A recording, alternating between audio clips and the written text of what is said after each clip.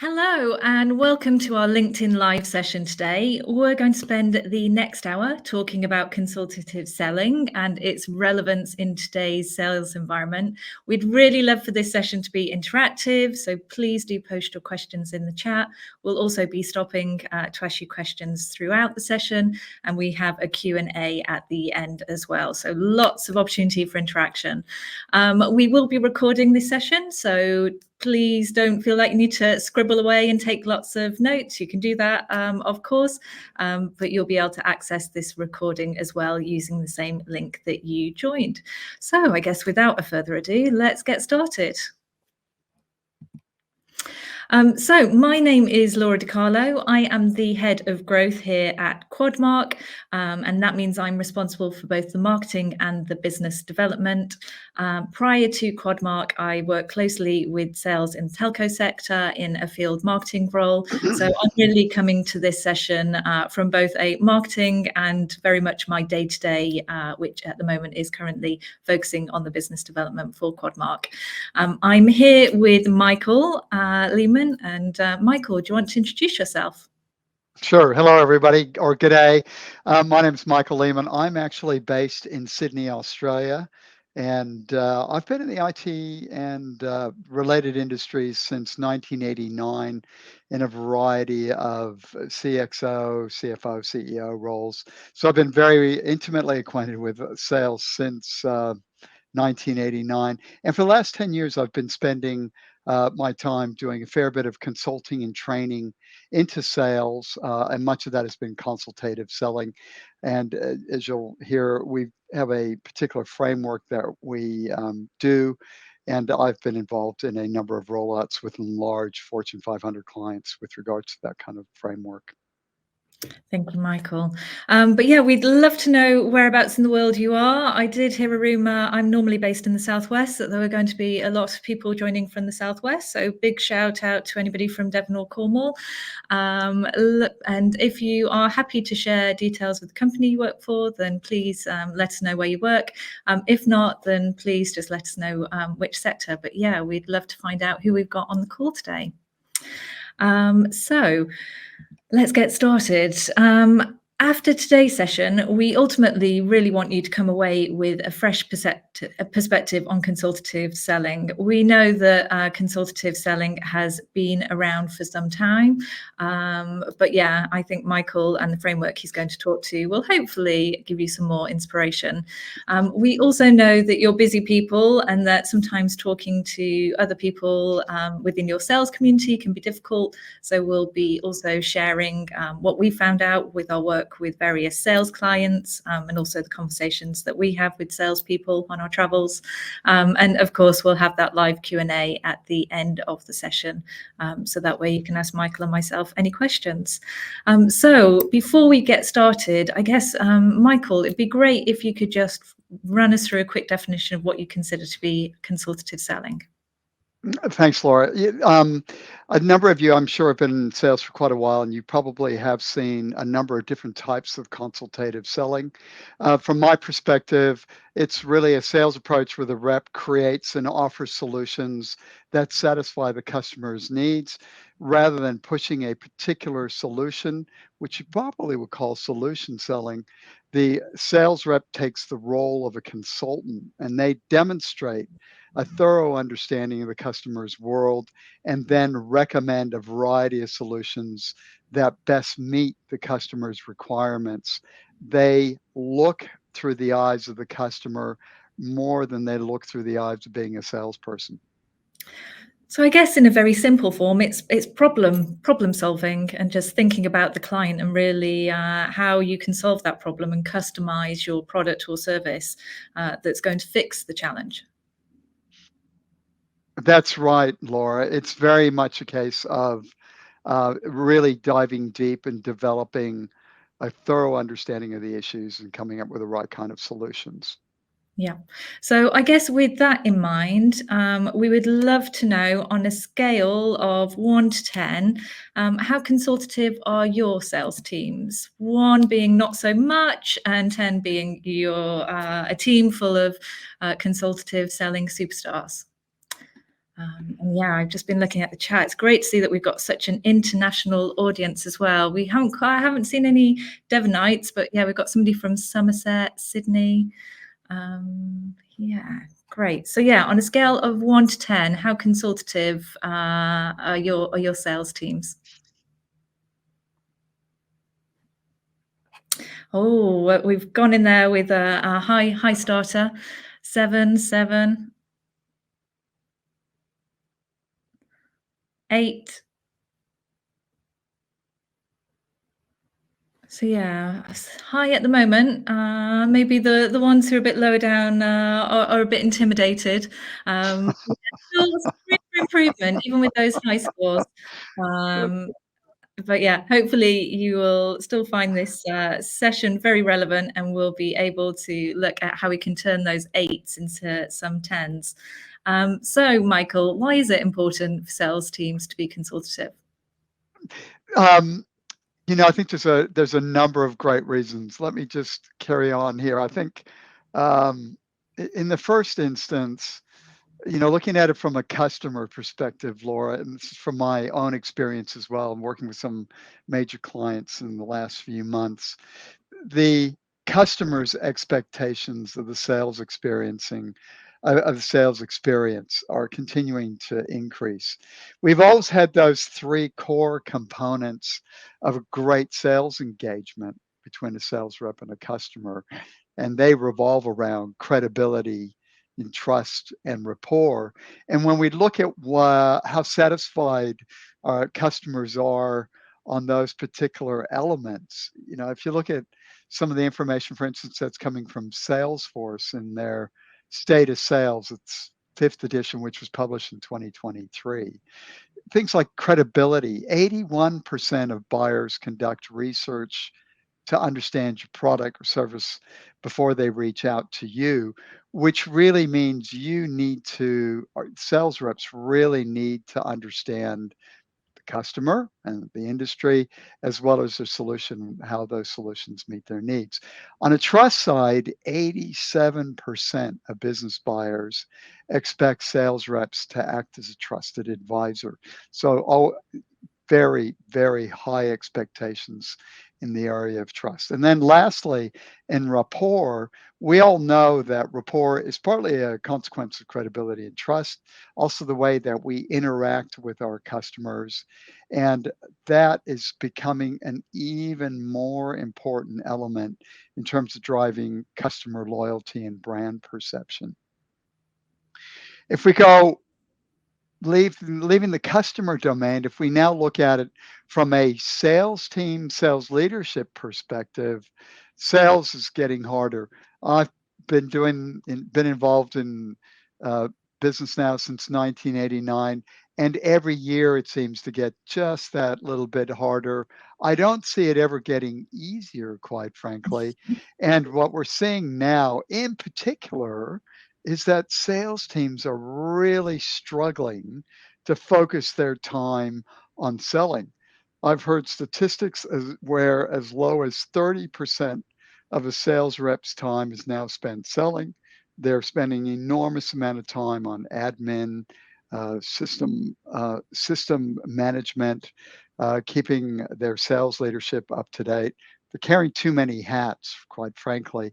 You're also seeing a situation where, quite frankly, a lot, and I've seen this in particular with a couple of the clients, where the sales team has very limited sales experience, and coming from a previous employer, they often don't have any training at all. So they need to be upskilled, and training needs to be part of that mix.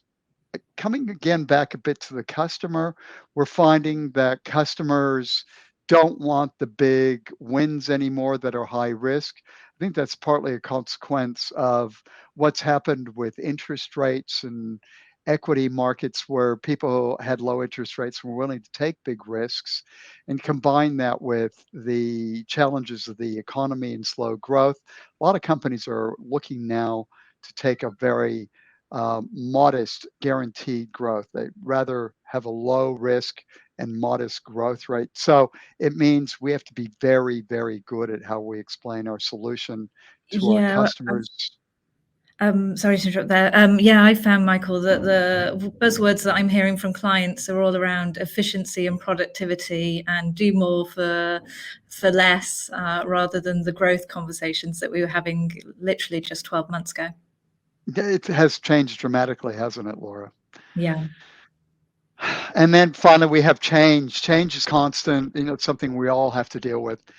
Now we're faced with AI, which I think has got some very interesting opportunities and challenges. You've also got virtual selling, economic, political, supply chain volatility. Okay, so I think let's move on to another question. Do some of these challenges sound familiar to you out there? What other challenges are your sales team facing? We'd really love to know what's going on in your world. I'll just give it a few moments for the chat to warm up. Yeah, it was interesting what you were saying earlier, Michael, about training and upskilling. I find also I have a lot of conversations with startup, scale-up companies, and it's not that they don't have the appetite to upskill. It's often the time. They're growing so fast and so quickly that they simply, I guess, tied into that, how much time salespeople have to actually sell.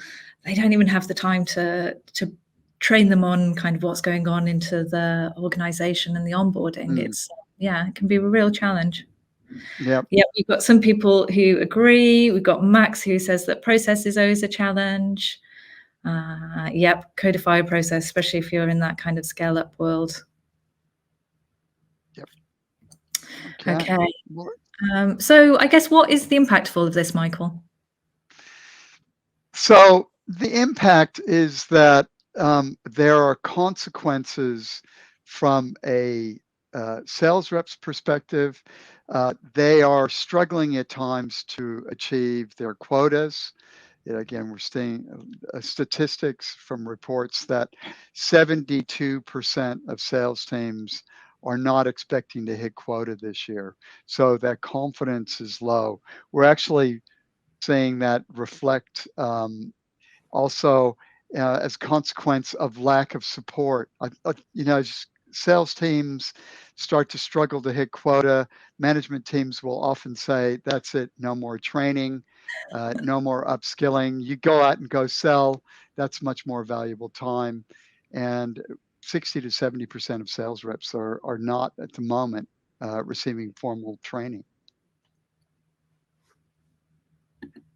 The other thing is, though, we have seen, Laura, where we have trained Fortune 500 companies, and they have actually seen significant increases in average deal sizes. I think that's one of the great benefits of a consultative approach, is it can increase deal sizes. It can also increase your win rates as well. So you can find conversions through the whole process are higher. So higher win rates, conversion rates combined with higher deal sizes will nearly always mean higher revenues per sales rep. Yeah. So the impact of not actually dealing with these challenges is substantial. We're hearing of 25% turnover rate in sales reps within companies. Team engagement is decreasing. And we all know that the moment sales reps start to disengage, the quality of the sales experience goes down, the loyalty of the customer will eventually go down as well. Client satisfaction decreases. They might still be happy with your product or your service, your solution, but their satisfaction is going down because they may no longer perceive you as a reliable, consistent supplier. Ultimately, what that means is that targets are not met, and that's obviously very problematic for sales directors, the sales leads, as well as the executives in a company. So the challenges flow all the way up, quite frankly. Yeah, and I guess that can become a bit of a vicious circle of high retention, If you've got low retention, it just feeds into all that client satisfaction. And then, yeah, like you say, it just gets harder and harder to meet those targets, especially if you're having to recruit and onboard. You've got that ramp up to first sale. So, yeah, it's best not to get into that situation in the first place. Um, Correct. so, so Michael, it's definitely a tough selling environment out there, and there's lots of also internal organizational changes. What's the solution? So I have to say, Laura, there's probably a number of causes, but from our experience, one of the big areas for finding solutions to these challenges is to adopt a consultative selling approach. And by that, it's about having an approach where we do have our sales reps acting as consultants. Laura, you've had some experience with consultative selling. What gets you excited about it? Well, I feel like I'm cheating a bit here, Michael, because I also know the framework that we're about to discuss. And for me, it's all about having really great conversations with clients. I've used the methodology, and you do have to put in a bit more work. But I think the research that you do to create the storyline that we're about to run through, for me, has just really helped me have those conversations, answer difficult questions on calls. And I just remember one particular occasion where I was pitching to a client, and it was like there was a light bulb moment. And I could see from his face, he finally felt that he'd been seen and understood, and that there was going to be a solution to his problem. And that feels great for me to see that happen in a client conversation. And so, yeah, I guess I get excited by this because I'm, I'm not very good at talking about myself. So trying to talk completely about Quadmark's products and service offerings, I'd find a really difficult sell without that context of actually how am I helping you solve your problem. So yeah, for Uh, me, it's just naturally where my conversation kind of lies. so you do have a situation where you're doing something with a purpose above and beyond trying to make the sale, and you're also having this grounding connection with your customer, Yeah, which is very energizing, isn't it? yeah, no, it's the best when it happens. Yep. And I've said that energizing is fantastic for keeping salespeople engaged and on board on the team. So so some of you appear to be having some good success with consultative selling. So really what I'd like to talk about here, what we'd like to talk about is you might call it consultative selling plus plus. Consultative selling, as mentioned earlier on, it's been around for quite a long time. I first saw it back in the 90s, Spin Selling by Neil Rackham. And then about 10 years ago, came across another, what I thought was quite a good approach called The Challenger Sale by Matthew Dixon and Adamson. That was very, very influencing in my perspective, quite frankly. And ultimately, what it came down to is really a consultative selling plus plus, taking a different mind, a bit of a different perspective. And I think this perspective is actually quite relevant today and quite important, useful for, especially for the new group, the new generation of salespeople coming in. So first of all, it involves consultative selling with three T's, what they call 3T approach, which is teaching, tailoring, and taking control. Pretty simple way of remembering. Teaching is really about teaching customers something new and valuable, obviously, that they don't already know, and it enables them to be more successful in their marketplace. Tailoring um, is to make their pitch, their engagement, resonate with the decision makers' hot button issues. It is also to take into account at the next level of the decision-making process of other stakeholders that need to be persuaded. And then finally, and this is a bit of a, yeah, I go so far as to say, Laura, that this is an element which can be challenging for salespeople, and that's taking control. And that's taking control of the discussions around pricing and challenging the customers thinking about the problem. Really, it's about confidence and saying, I'm going to have the energy and confidence, the commitment to try and move this sale forward in a way that I know implicitly is good for the customer. They just need that extra bit of assistance moving it forward. Yeah, no, that makes sense. Okay. So the starting point for all of this is really about insights and coming up with information that customers don't already aren't really aware of. Either they don't know about it or they haven't really thought about it that way. So what can we do to rock their boat, quite frankly, in terms of how they're doing their business right now? Shock them if that's okay. And again, sometimes I think that, especially with the incoming, with some of the less experienced salespeople, in some ways they're less confident. But on the other hand, I think, Laura, they probably are also the ones that might embrace this because, hey, what the heck, give it a go. What do you think, Laura? Well, I think it's tough, especially with, like you say, the less experienced sales teams out there, because it kind of goes against the customer is always right philosophy. If you're going to shock them, challenge that thinking. But again, back to what I was saying earlier, for me, when you do this, it leads to different conversations. And I remember a situation with a client. They were involved in the Bitcoin industry. They were scaling massively, and they thought that the challenge that they had was actually all around knowledge of crypto. And then actually Right. we took a look at their brief, what was going on, and we were like, no, actually, your biggest challenge is if you are going to grow from 50 to 300 people in the next year, it's going to be maintaining your culture. And so we built our whole proposition and sales pitch around that. And it was just something that they hadn't thought about at all, actually, as they were scaling. They were kind of so focused on one problem, which was a genuine problem, but they hadn't really thought about what that meant for their business. And so, yeah, it definitely led to a more interesting conversation. Again, just challenging them to think big.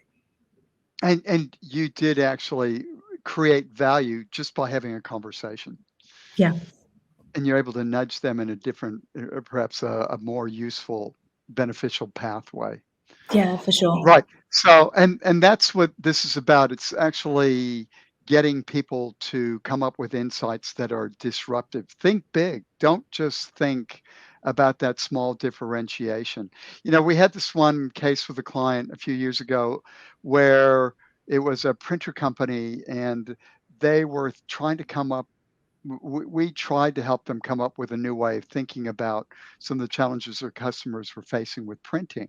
And in the end, what was identified was security. So we eventually found that there were articles of people having salary information stolen and causing enormous disruption within an organization. We also had situations where hackers had actually hacked the printer and stolen very valuable confidential files from a company. And coming out of that was this perspective that, maybe security is actually a big issue when it comes to maintaining a printing infrastructure within a company. Yeah, for sure. Co- So coming up with those is challenging, no doubt. It's a good test. The marketing team, good test of sales team is really how do you derive this from the customer's perspective? What are you looking at from the industry? What is your own company doing? You might even use third-party insights from people like Forrester or Gardner if you're in the IT industry, and other research houses, depending what industry you're actually in. Um, So the idea is that ultimately we do create these, what we call a point of view, which is a reframe of a particular business issue that our clients are facing. Now, the second element of this consultative plus plus approach is to then use a story arc to create a sales engagement, sales conversation. And the reason why I get very excited about it, why I see this as being very useful, is it operates on a number of different dimensions. First off, this 7-step framework recognizes that we are trying to create, design, what the customer state is like as we go through a sales call. In this situation, you can see along the bottom, the horizontal axis, over a period of time, we want them intrigued, we want them drowning, a bit confused, overwhelmed. Then we want them involved, getting really engaged. And then finally, we want them to breathe a sigh of relief. Now, that may sound a bit contrived. It isn't. This is actually very much the way that we experience stories, even on Netflix.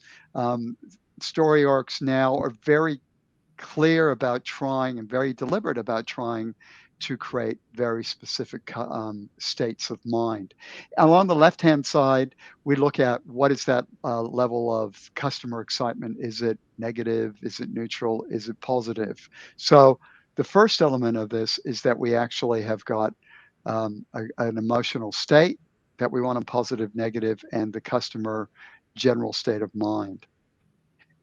The next step is then say, well, what does it take to compose a good story? How do we lead them on that journey? And hence the word 7-step, because there are 7 particular elements that need to go into this. Those elements need to be prepared for. So one of the other key benefits of having this framework is that you really need to prepare the sales rep, and once they are prepared with these different steps, are very capable of handling objections and handling a conversation as it goes through a natural path. We start with an optimum story arc, build credibility, share some insights, introduce that reframe of some big issue that the customer is facing, and then quantify the impact of not dealing with that reframe. Then you make it personal, serious, introduce generic solutions, introduce your solution, and then finally move to the close and next steps. So you can see it's a roller coaster where we start neutral, get them up, bring them down into the valley of despair. I don't want to overstate that. I don't want it to sound that negative, Laura, but Yeah. we bring them down and then bring them back up again.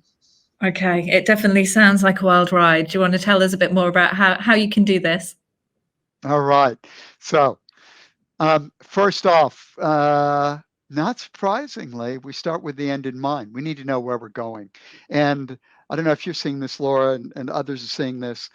We are often finding that sales rep doesn't actually know where they want to end up. A lot of times it's, I just want to have a good relationship. I want the customer to smile. That might be a bit of an exaggeration, but there aren't really clear ideas about what action, how are we going to close this? How are we going to get commitment? Action might be an evaluation. It might be a meeting with another stakeholder where we explore their requirements. The close is, what are we looking for in terms of the specific type of action they need to take that will get us to that next step, hopefully a sale. And finally, the commit is, will they sign a PO? Are they going to sign on a dotted line? So do we know those 3 steps? Very interesting. I think we're going to see over the next few years how AI, depending on how well sales activities are recorded within uh, software such as Salesforce Management, SFDC, Salesforce, you may actually see that AI will be predicting or suggesting to reps what's the best close, what's the best commit, what technique to use. I could definitely use that software, Michael. I have to admit, closing is definitely my Achilles heel, and I think part of the problem is that I've been through this process several times, and actually I always forget to start with it first. And so yeah, it's good to have the refresher, because I find that if you don't start with the end in mind, you get to the end of creating your pitch, you go in there to the client, and it can sometimes run out of steam. So I think, yeah, definitely good advice. Always start here. So And you're not the only one, Laura. I think most of us actually at times will probably under attend to these in advance, quite frankly. And look, the reality is we also need to be very flexible and fluid because each sales call has its own creates its own story arc and its own way forward. So a good rep does need to be flexible. So once we've got that, where do I want to end up? Is it an evaluation, proof of concept? Could be a trial. Of course, I'm speaking a bit from an IT perspective. Then think about how you're going to open. What's the warmer? This is something that relationship building sales reps are generally very good at. They know how to build credibility. They'll have a few insights. They have some. They may have read something about the company, and then the second is really, why should you listen to us? And that takes a bit of, that's really where we start weaving in things like the insights and the point of view. So think about how you're going to open it. It's really, at the beginning, it's about creating trust, rapport, credibility. Can't be contrived. Honestly, you have to go in with the perspective that you are taking the customer's perspective, because they can smell very quickly whether you're not genuine. Yeah, and I've seen some great examples in use, Michael, just in terms of that opening. Like, we can sometimes overcomplicate these things. And actually, it's sometimes those subtle cues, isn't it? Whether it's like saying many businesses like yours are struggling with X, Y, and Z, and then you bring in those insights. But even just remembering to reference why they should listen to you by just saying that you've recently worked or partnered with companies that are very similar to theirs. I had that Exactly. in a pitch, and again, it starts a conversation. They were like, it was one of their core competitors, and like, really? Oh, how did it go? And you have to be careful about the information that you give, but again, it makes you memorable in the room, and it starts that dialogue. It's amazing how sharing those kind of insights, where you can talk with the confidence of experience, immediately gain attention of a customer. So once we've got that opening, how do we develop the rest of the story to go from that starting point to get to our close and next steps? We've been talking about, we've got that point of view. You want to get that on the table really early so that the customer's going, that sales rep in front of me actually seems to know something I don't. I am really going to start paying attention. I might not agree, but it's an interesting perspective. Then this third step after the POV is about quantifying. And this is, again, something that I have often found when salespeople have approached me. So what's in it for me? What's the benefit? And ultimately, the sales rep, usually in conjunction with their colleagues and with the marketing department, wants to come up with a way of rationally informing the customer of implications of inaction or of not actually embracing this reframe. So that quantification may be things like changes to revenue, changes to win rates, could be gross margins, could be cost savings. Can I help you with a 10%, with a reframe, 10% savings in costs? You might have net promoter scores, NPS scores, customer satisfaction scores that you can say, can you just imagine if you can get a 5%, 10% lift in your NPS from 7 to 7.5? Yeah, no, for sure. And I think also the thing about quantifying, there's two schools of thoughts on this, whether it needs to be financial. But I think, again, back to what you were saying about stakeholder hot buttons, it could be tuned or adapted for that stakeholder in mind. So actually, whether it is CSAT or NPS, or depending on what you're selling. I was speaking to somebody in AI and retail, and actually what was important to their stakeholder was stock consistency and availability. So I think, again, depending on who you're talking to, quantification ultimately feeds into the bottom line, but it doesn't necessarily have to be financial. Correct. And the reality as well, Laura, is that many salespeople feel very uncomfortable trying to quantify a profitability impact. They're not necessarily well placed to do that. Yeah. So, but it creates a completely different level of credibility once the sales rep's able to start talking in some kind of rational, quantitative perspective. So then you then move after you've got some rational numbers to hang on what's the implication of that point of view, that reframe. We then talk about what is the personal impact, the impact on that decision maker and their company. So this is where we get a qualitative, and we can also make this a bit inevitably it becomes emotional, because if I don't do this reframe, oh my gosh, this is going to happen to me, to the company. How's your customer going to feel? Yeah. How's your suppliers going to feel if you can't enable a supply chain revision, for example? And Michael, we've gone from very rational, which is business-like, and we're talking about potentially financial metrics or generally like KPIs. Now you're talking about somebody's emotions. And so I guess, how do you feel about creating negative emotions when you're talking to customers if you're using this framework? Um, so to be honest, originally, Laura, I was a bit um, anti it, because I came out of that era, and this really shows my age, of the old fear, uncertainty, and doubt way of selling, particularly in the early days of selling technology. If you don't buy this technology, you're going to be so far behind your competitors if you don't buy this upgrade, et cetera. So a lot of this was about creating fear, and that was manipulation. I suppose, as I've gotten a bit more mature and experienced with this, if you're a consultant, you really have got an obligation to share with the client some of the bad news of inaction, as Yeah. well as the good news of doing something positive.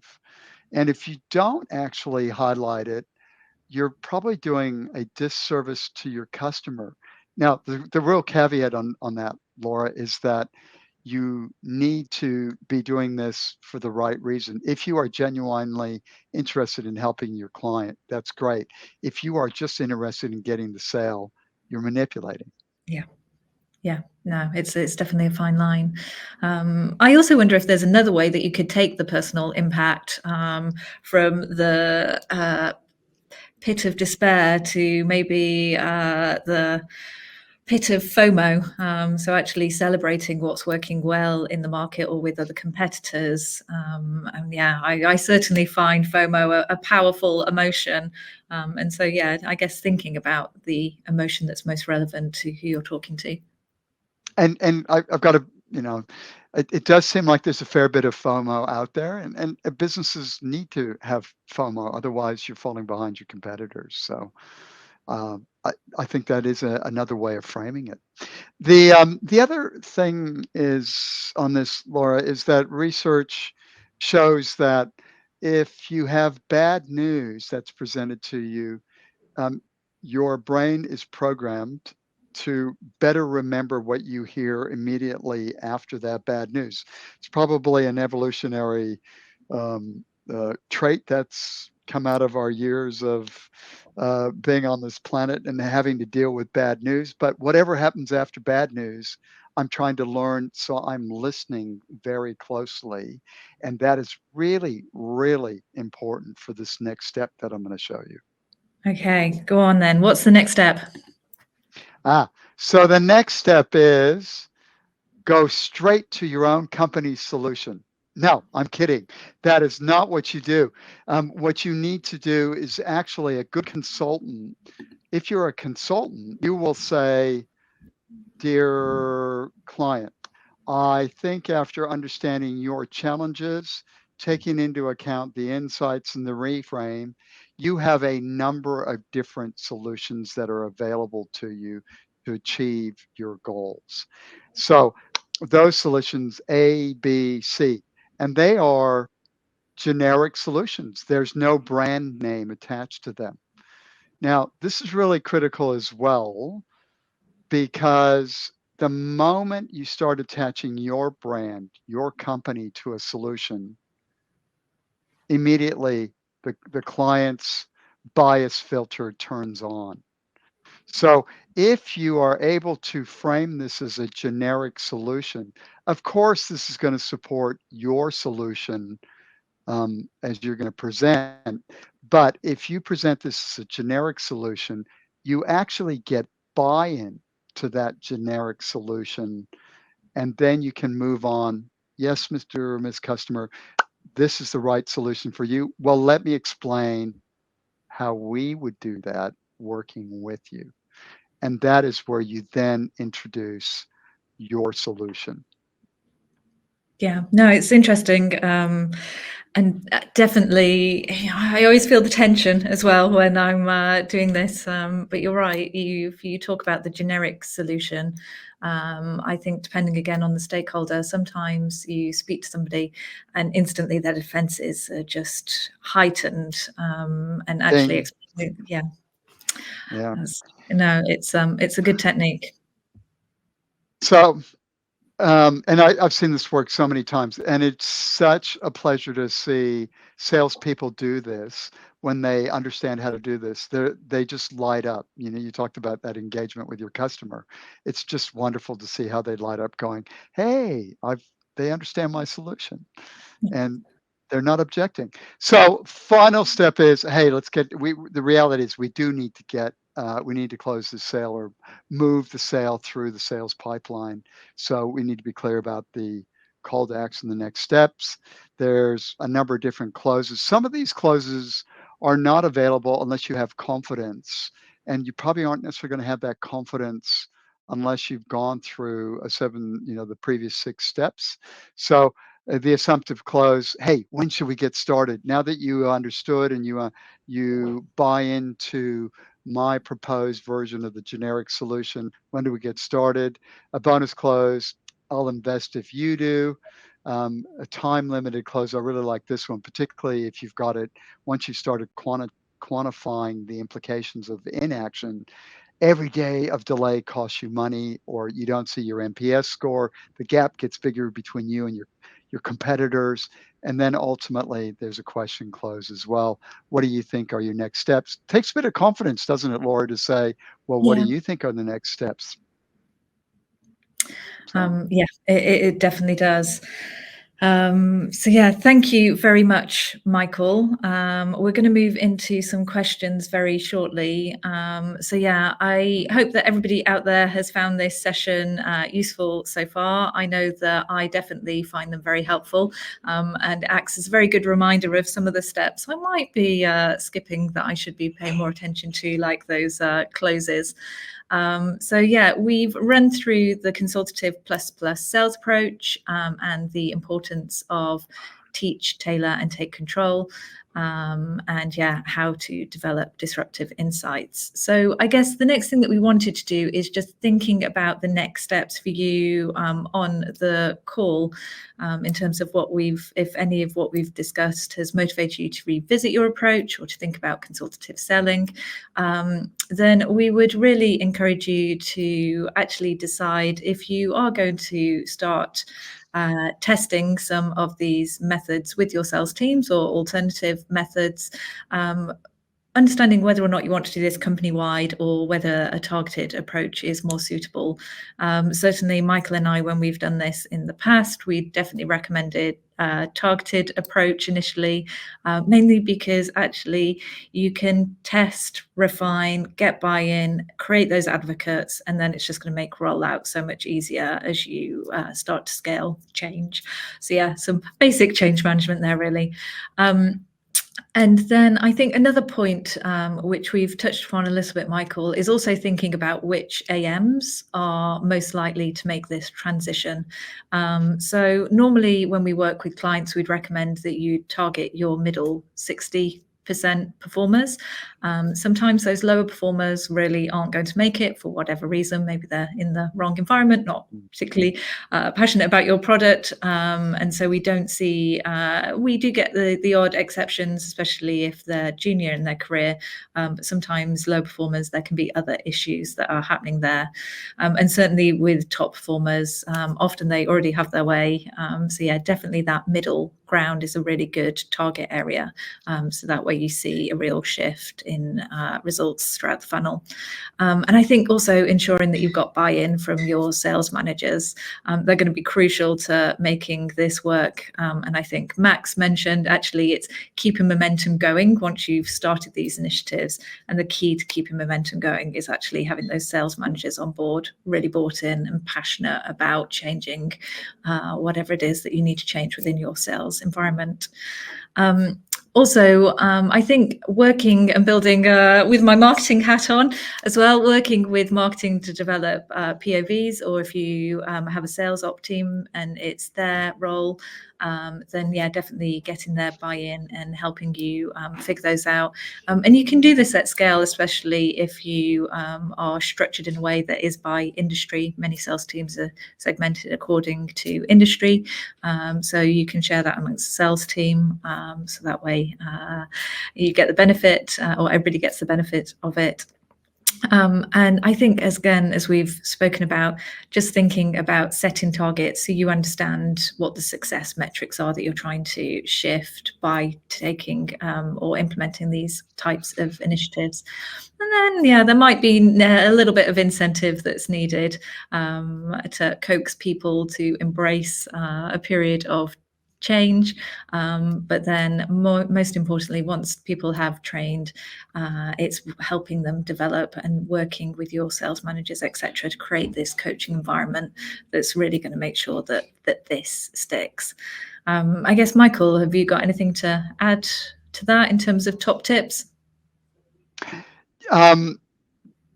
It takes a structured approach, Laura, but as you've highlighted, it's to start with a group of innovative AMs and sales leads that are keen to actually push themselves, to be honest, and want to do more for their customers. Yeah, no, you make a very good point.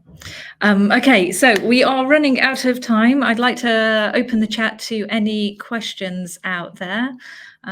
So yeah, I guess if there's anything that you would like us to cover that we've not covered, any questions that you have about the process or the framework, we'd love to hear them.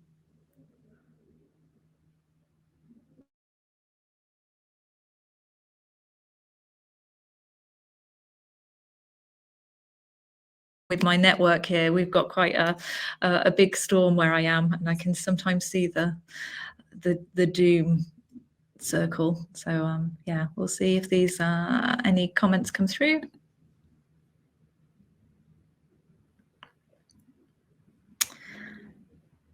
Oh, okay, we've got a couple of questions coming in. So we've got one from Natalie Foden here. She said, what do you do if you don't have a marketing team to help you with your POV? Yes, I think that's a very good question.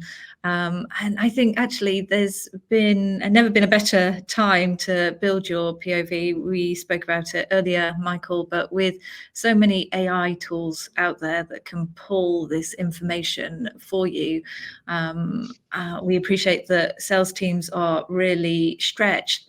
But I think using AI, there's so much information out there in terms of insights.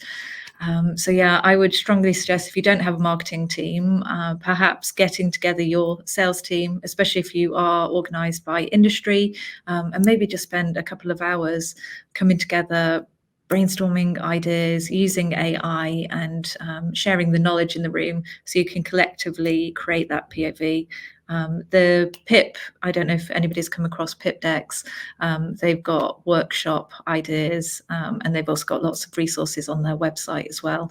And they're great at coming up with engaging sessions to help you extract this information from your team. Michael, have you got anything to add to that? There's no doubt it's a bigger challenge if you don't have a marketing team, because if you don't have the marketing team, you do have the issue of how are you differentiating yourself in the first place. But if I had a small company, for example, I would be, just as you suggested, with Chat GPT, I would be typing in, and if I have a customer in food service, for example, I would be saying, what are the key things that are going to disrupt the food service industry over the next 5 years? And what are the ways companies may be reacting to those disruptions? And immediately then I would see, okay, there's what they're doing. I now have to think a bit about how my product or service would fit into their way of reacting to that disruption. So I'm not saying ChatGPT knows everything. It doesn't. No, It does it make doesn't. a lot of mistakes. So, but it's a great way to start start a conversation. And that's just as an aside there, Laura, is that, once you start with a POV, your POV might be wrong. Okay. But what it's done is it stimulates a conversation and shows that you have a level of interest and you've done research. And all you can say is, well, I, I think I've misunderstood something, but I definitely understand your situation a lot better. So again, it takes that confidence to step back and say, yeah, okay, maybe that wasn't the best, but. Yeah. No. We've also had a question here from Max as well, Michael. So what's the key to mastering coaching to support training? Oh, wow. Good question. Max, that's a great question. Salespeople in general learn by doing. A lot of extended formal training is not particularly useful because they're not necessarily, and I don't want to, I'm not casting dispersions here. My experience is they love role plays. Okay. So and they love learning from their peers if you created the right environment. If it's highly competitive, they don't necessarily share. But a lot of the coaching is coaching between AMs, sales reps, and their sales leads, quite frankly. And you can introduce, you got to play the customer, you got to play the AM. We just recently did that in a workshop we ran for a major IT company, and the highest rated element of the workshop, Laura, or Max, was actually was the role plays. So constantly doing that doesn't need to be the full standard coaching of what do you want to get out of this. It's just, let's go practice and coach each other. Yeah. I think also to add to that, Michael, within as large sales organizations in particular, the responsibility of who is responsible for creating coaching culture can sometimes get very diluted. And so where I've seen this work really effectively is actually if you nominate somebody within your organization who is ultimately accountable for that, and you need them to have the time and the passion for it. But then by having that person, they can create a community of sales managers who can then collectively meet on a regular basis to discuss and share best practice. We have one client actually who have gone down a more data-driven route, and their sales coaches actually they ask their sales team to record and submit practice pitches, and so actually they create a sales environment by monitoring the data, seeing improvements within the kind of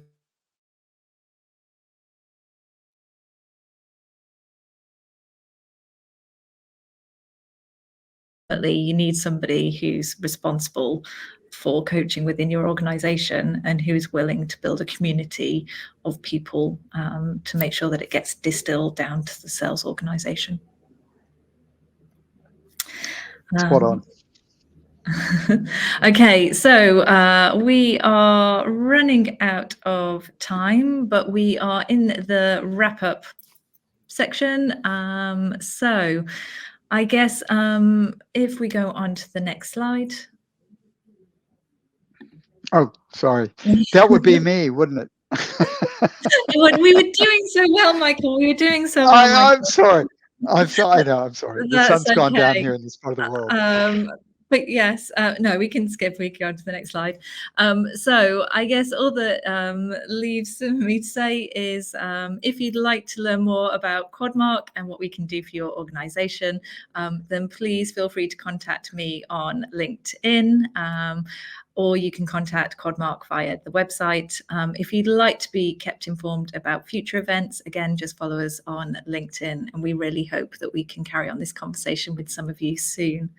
It would be wonderful if you would provide us some feedback. We have, I promise, a very short feedback form, just 5 questions.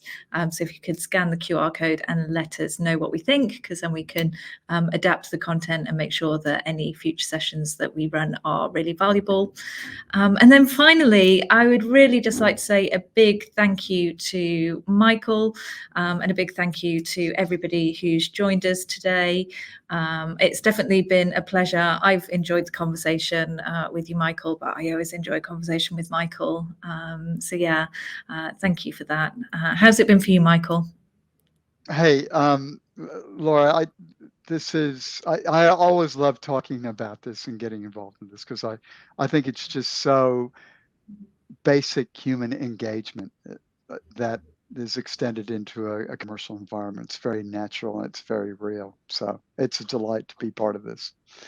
Well, it's a delight to have you. So thank you. And yes, hopefully we'll be back with another sales session with myself and Michael at some point in the future. Have a great afternoon. And yeah, we can close down the LinkedIn Live.